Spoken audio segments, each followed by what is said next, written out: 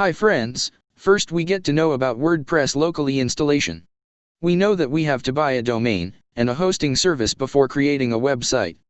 But there is software which helps us to create a WordPress website without having a domain and a hosting service. Here, our personal computer works as the hosting service for our website, and we can choose a domain as our wish. The only disadvantage of this local installation is that we can access to our website from our personal computer only.